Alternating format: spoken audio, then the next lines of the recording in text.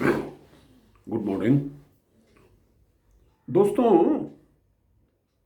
तापक्रम टेम्परेचर एक ऐसा इशू है, खासतौर से भारत के लिए, जिस पे बिल्कुल लोगों का ध्यान नहीं है।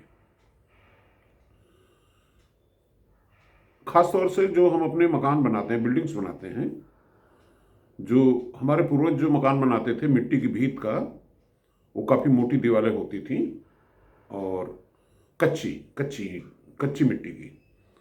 और कच्ची मिट्टी की चूंकि thermal conductivity is much less as compare to पक्की ईंटों की तुलना में, तो इसलिए उसमें मकान ठंडे रहते थे, गर्मियों में जाड़ों में गर्म रहते थे।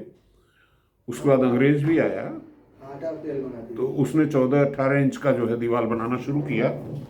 और जो हमारे भारतीय लोग हैं, भारतीय इंजीनियर्स एंड आर्किटेक्ट्स, उन्होंने क्या किया कि हो जाएगा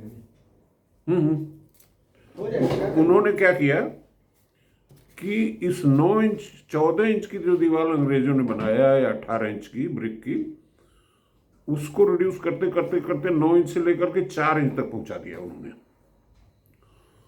तो होता क्या है कि हमारे जो मकान बन रहे हैं, चाहे फ्लैट्स बन रहे हैं, वो हीट सिंक हो गए हैं, यानी कि एक तरीके के भट्ठे हो गए हैं। बाहर की सारी गर्मी अंदर घुस जाती है और उसको आप जो है एयर कंडीशनर के माध्यम से निकालते हो, कम से कम साल के 9 महीने, क्योंकि ठंड का मौसम तो अब 2-2.5 महीने का रह गया है। चाहे इसका रीज़न जो भी हो, उसको एक्सप्लोर करने के लिए अलग समय की आवश्यकता होगी। मगर मेरा कहने का उद्देश्य सिर्फ इतना है कि टेम्परेचर पे फोकस होना चाहिए। और अगर हम अपनी बिल्डिंग्स का जो है इंसुलेशन इंप्रूव कर लें तो करीब करीब 50% बिजली जो है इस अकाउंट पे सेव की जा सकती है। यानी कि उत्तर प्रदेश जैसे प्रदेश में, जहां पे 50% बिजली जो है एयर कंडीशनर्स खा जाते हैं, और ये मान के चलिए 2-3 साल पहले का जो डेटा है 10,000 मेगावाट का, यानी कि 5,000 मेगावाट बिजली एयर कंडीशनर्स खा रहे हैं यूपी में। ये 5,000 मेगावाट का अगर हम आधा कर लें इंसुलेशन के माध्यम से, यानी कि 5,000 को 2,500 को ले आए, तो 2,500 मेगावाट प्रतिदिन आप बचा सकते हैं।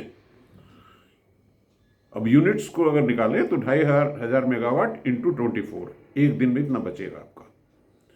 और जाहिर सी बात है कि एनर्जी जो है अगर आप बचाएंगे तो आपका खर्चा कम हो जाएगा, आपकी जीडी आपसे आप इम्प्रूव कर जाएगी। तो ये मेरा मैसेज ये है कि हमें इंसुलेशन के तमाम विकल्पों पर विचार करना चाहिए।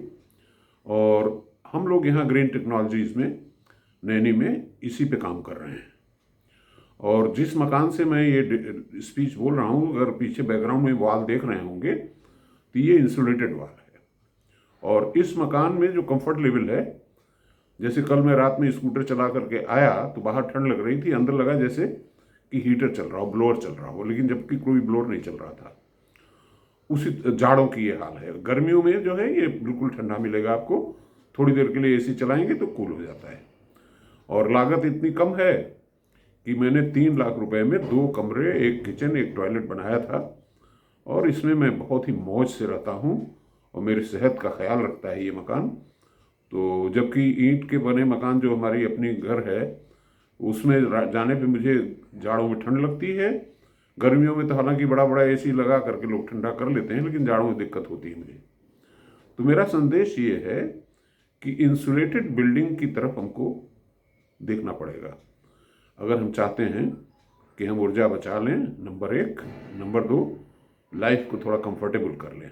तो इसलिए temperature is an issue where which needs our attention. Thank you.